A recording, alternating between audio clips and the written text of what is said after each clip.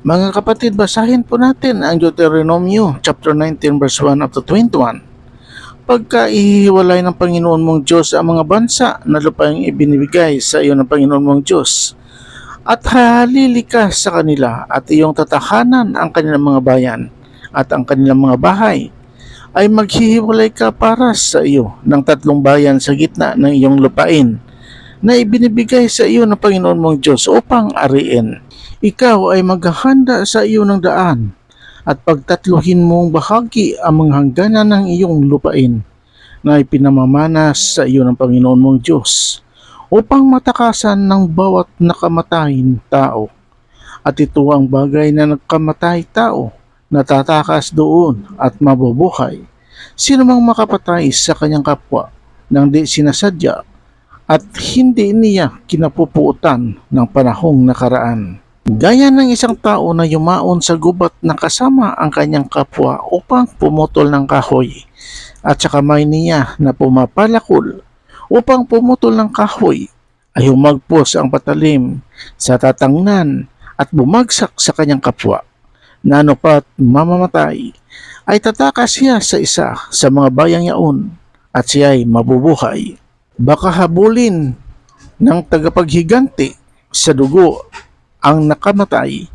samantala ang puso'y nag-aalab at siya ay kanyang abutan sapagkat ang daan ay mahaba at siya ay saktan ng malubha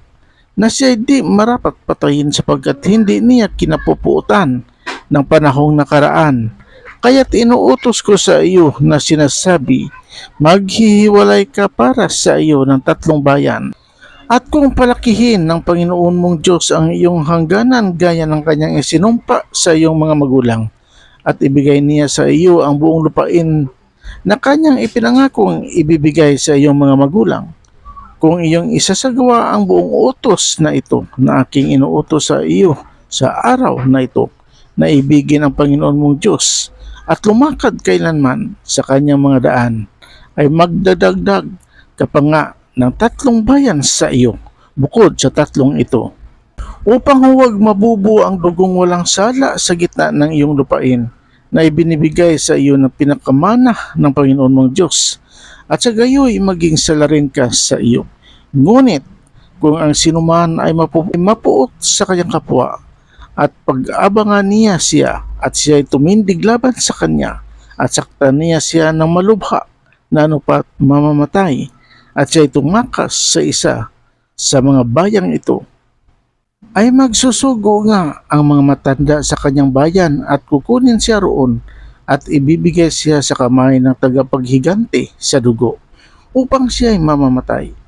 Ang iyong matay huwag makakabag sa kanya, kundi aalisin mo sa Israel ang dugong walang sala upang ikabuti mo.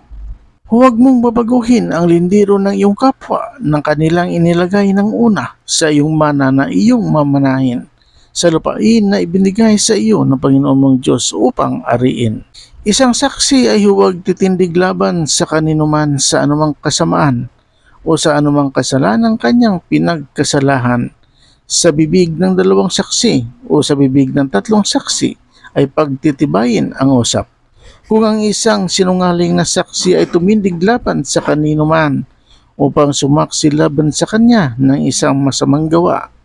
ang dalawang taong nag-uusapin ay tatayo sa harap ng Panginoon sa harap ng mga saserdote at ng mga magiging hukom sa mga araw na yaon,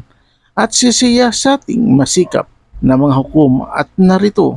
kung ang saksi ay saksing sinungaling at sumaksi ng kasinungalingan laban sa kanyang kapatid, ay gagawin mo nga sa kanya ang gaya ng kanyang iniisip gawin sa kanyang kapatid. Sa gayoy, iyong aalisin ang kasamaan sa gitna mo at maririnig niyaong mga natitira at matatakot, at hindi na sila magkakamit pa ng gayong kasamaan sa gitna mo, at ang iyong mata ay huwag makakabag, buhay kung buhay, mata kung mata, ngipin kung ngipin, kamay kung kamay, paa kung paa. Purihin natin ang Panginoong Diyos. Amen.